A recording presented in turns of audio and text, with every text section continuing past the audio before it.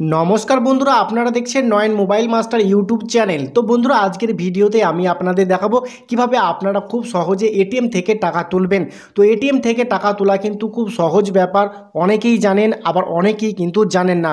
তো এর আগের ভিডিওতে আপনারা কিন্তু অনেকেই কমেন্ট করেছিলেন যে দাদা ভাই কীভাবে এটিএম থেকে টাকা তোলা যায় সেই বিষয়টি নিয়ে একটি ভিডিও দেওয়ার জন্য। তো তাদের কথা চিন্তা করেই মূলত আজকের এই ভিডিওটি আমি বানিয়েছি।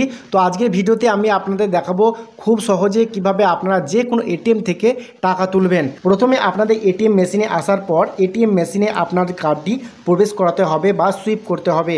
তো কার্ডটি প্রবেশ করানোর পর আপনার সামনে দুটি অপশন চলে আসবে, ডোমেস্টিক অ্যান্ড ইন্টারন্যাশনাল। তো আপনার কার্ডের ক্যাটাগরি যা সেটা এখান থেকে আপনাকে সিলেক্ট করে নিতে হবে। তো আমার ইন্টারন্যাশনাল, তাই আমি ইন্টারন্যাশনাল সিলেক্ট করে নিলাম।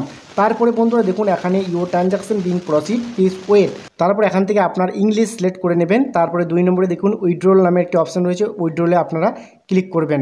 তো তারপরে এখানে দেখুন যে কোনো দুটি আপনাকে সংখ্যা দিতে হবে, তারপরে ইয়েস করতে হবে।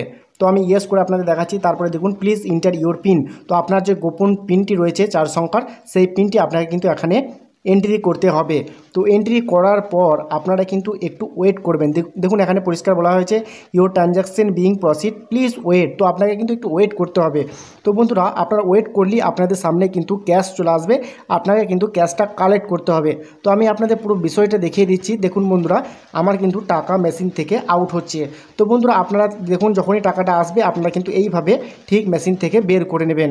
তো বন্ধুরা, আশা করছি এই ভিডিওটি দেখে আপনারা অনেক উপকৃত হয়েছেন।